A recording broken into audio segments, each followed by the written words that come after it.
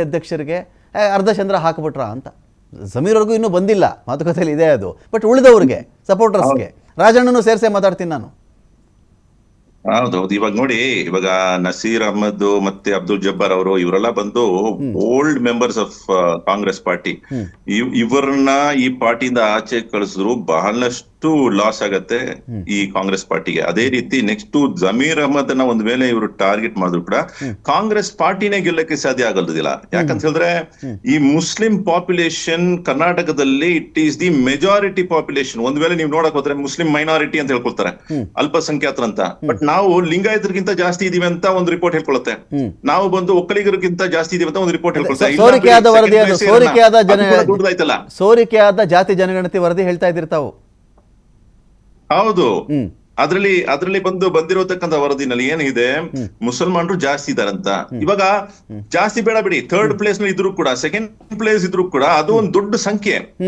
So ಇದನ್ನ ನಾವು ಒಂದು ಏನು ಅದು ಅವರ ಮೈಂಡ್ ಸೆಟ್ ಏನು. ಇವಾಗ ಮುಸ್ಲಿಂ ಸಮಾಜ ಕೂಡ ನಾನು ಅದೇ ಬೇಡಿಕೆ ಇಟ್ಕೊಳ್ತೀನಿ. ನೋಡಿ, ನೀವು ಓವರ್ ರಿಯಾಕ್ಟ್ ಆಗ್ಬೇಡ್ರಿ ಸ್ವಾಮಿ. ನಿಮ್ ಲೀಡರ್ಸ್ ಅನ್ನ ತಯಾರು ಮಾಡಿ, ಇವತ್ತಿಂದ ಒಂದು 5 ವರ್ಷ ತಯಾರು ಮಾಡಿ, 10 years ತಯಾರು ಮಾಡಿ, ಒಳ್ಳೆ ಸೋಷಿಯಲ್ ಸರ್ವಿಸ್ ಮಾಡಿ, ಒಳ್ಳೆ ಇಮೇಜ್ ಮಾಡಿ, ಪಬ್ಲಿಕ್ ಸರ್ವಿಸ್ ಮಾಡ್ತಾ ಮಾಡ್ತಾ ನಾನು ಪಬ್ಲಿಕ್ ಮ್ಯಾನ್ ಅಂತ ತೋರ್ಸ್ಕೊಳ್ಳಿ, ನಾನು ಮುಸ್ಲಿಂ ಕಮ್ಯುನಿಟಿ ಮ್ಯಾನ್ ಅಂತ ತೋರ್ಸ್ಕೊಳ್ಬೇಡಿ. ಬರೀ ಮುಸ್ಲಿಮ್ಸ್ ಕಮ್ಯುನಿಟಿ ಮ್ಯಾನ್ ಅಂತ ನೀವು ತೋರ್ಸ್ಕೊಳ್ರೋ, ಇಲ್ಲ ನೀವು ಅಂತ ಕೆಲಸ ಮಾಡಿದ್ರೆ ನಿಮ್ಗೆ ಯಾವುದೇ ಲಾಭ ಸಿಗೋದಿಲ್ಲ, ನಿಮ್ಮಿಂದ ಯಾರಿಗೂ ಲಾಭನೂ ಆಗೋದಿಲ್ಲ. ಉಮರ್ ಶರೀಫ್ ಅವರ ಇಲ್ಲಿ ಇದು ಒಂದು ಪಾರ್ಟಿ, ಅದರ ಅಧ್ಯಕ್ಷ, ಕೆಲವು ಲೀಡರ್ಗಳಿಗೆ ಸಂಬಂಧಪಟ್ಟಂತ ಇಶ್ಯೂ ಅಂತ ಮಾತ್ರ ಮುಸ್ಲಿಂ ಕಮ್ಯುನಿಟಿ ಡಿಸೈಡ್ ಮಾಡುತ್ತಾ ಇಲ್ಲ, ಇಡೀ ನಮ್ಮ ಸಮುದಾಯದ ವಿಚಾರ ಇದು. ಜಬ್ಬಾರ್ ನಮ್ಮ ಸಮುದಾಯದವರು, ಇನ್ನೊಂದು ಕಡೆ ಇನ್ನೊಬ್ಬರು ನಾಯಕ ನಮ್ಮ ಸಮುದಾಯದವರು, ನಮಗೆಲ್ಲ ಅನ್ಯಾಯ ಮಾಡಿಬಿಟ್ಟಿದ್ದಾರೆ. ಆ ಆ್ಯಂಗಲಲ್ಲಿ ಸಮುದಾಯ ಥಿಂಕ್ ಮಾಡುತ್ತಾ ಈಗ ಅಂತ ನೋಡಿ. ಇಂಟೆಲಿಜೆಂಟ್ ಪೀಪಲ್ ಬಂದು ಈಗ ನೋಡಿ, ಇಂಟೆಲಿಜೆಂಟ್ ಪೀಪಲ್ ಅಂತ ಹೇಳ್ಕೊಳ್ಳುವಾಗ ಒಂದ್ ಸ್ವಲ್ಪ ಓದಿರೋರು, ಒಂದ್ ಸ್ವಲ್ಪ ರಾಜಕೀಯದ ಬಗ್ಗೆ ಜ್ಞಾನ ಇರೋರು, ಅವ್ರು ಏನ್ ಮಾಡ್ತಾರೆ, ಅವ್ರು ಬಹಳ ಕೇರ್ಫುಲ್ ಆಗಿ ಚಾಯ್ಸ್ ಮಾಡ್ತಾರೆ. ಅವ್ರು ಆಯ್ಕೆ ಮಾಡೋದು ಬಹಳ ಯೋಚನೆ ಮಾಡ್ಕೊಂಡು ಆಯ್ಕೆ ಮಾಡ್ತಾರೆ. ಆದ್ರೆ ಸಾಮಾನ್ಯರು ಮೆಜಾರಿಟಿ, ಅದರಲ್ಲಿ ನಮ್ ಸಮಾಜದಲ್ಲಿ, ಮುಸ್ಲಿಂ ಸಮಾಜದಲ್ಲಿ ಮೆಜಾರಿಟಿ ಬಂದು ಇವತ್ತು ನಿಮ್ಗೆ ಗೊತ್ತಿದೆ, ಸಚಾರ್ ಕಮಿಟಿ ರಿಪೋರ್ಟ್ ಪ್ರಕಾರ ಅನ್ಪರ್ಡ್ ಕೌಮ್ ಅಂತ ಹೇಳ್ಕೊಳ್ಬಹುದು. ಅಂದ್ರೆ ಅನ್ಎಜುಕೇಟೆಡ್, ಇಲ್ಲಿಟರೇಟ್ ಪೀಪಲ್ ಜಾಸ್ತಿ ಇರುವ ಕಮ್ಯುನಿಟಿ ಇಂಡಿಯಾದಲ್ಲಿ ಇವತ್ತು ಮುಸ್ಲಿಂ ಕಮ್ಯುನಿಟಿ ಆಗಿರುವಾಗ ಅವ್ರು ನೋಡೋದೇನಂದ್ರೆ, ನಮ್ಮ ಮುಸ್ಲಿಂ ಕ್ಯಾಂಡಿಡೇಟ್ ನ ಅವರು ಆಚೆ ಕಳ್ಸ್ಬಿಟ್ರು, ನಾವು ಇನ್ನ ಮುಂದೆ ಇವ್ರಿಗೆ ಸಹಾಯ ಕೊಡಬಾರದು, ನಮ್ಮ ಸಹಕಾರ ಇಲ್ಲ ಅಂತ ಆ ನಿರ್ಧಾರಕ್ಕೆ ಬರೋರು ಜಾಸ್ತಿ ಇದ್ದಾರೆ. ಸೊ ಅವರನ್ನ ನಾವು ಕನ್ವಿನ್ಸ್ ಮಾಡಕ್ಕೆ ಅದಕ್ಕೆ ಟೈಮ್ ಆಗತ್ತೆ.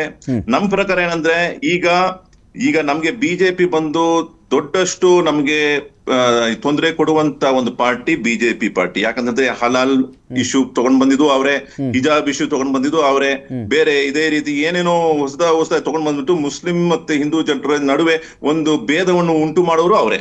ಆಗಿರುವಾಗ ನಮ್ಮ ಬೇಡಿಕೆ ಏನಂದ್ರೆ, ನಮ್ಗೆ ಬೇಕಾಗಿರೋದು ಏನಂದ್ರೆ, ಇಂತಹ ಗೊಂದಲ ಇಲ್ಲದ ಒಂದು ಶಾಂತಿಯ ವಾತಾವರಣ ಇದ್ರೇನೆ ಸಾಕು ಅಂತ ನಮ್ಮ ಮನಸ್ಥಿತಿ. ಉಮರ್ಜಿ, ಈಗ ಬಿಜೆಪಿ ಅವಾಗ ಒಂದು ಮಾತನ್ನ ಕೌಂಟ್ ಮಾಡ್ತಾ ಇರುತ್ತೆ ಅಥವಾ ಮಾತನ್ನು ಹೇಳ್ತಾ ಇರುತ್ತೆ ಅಂತ.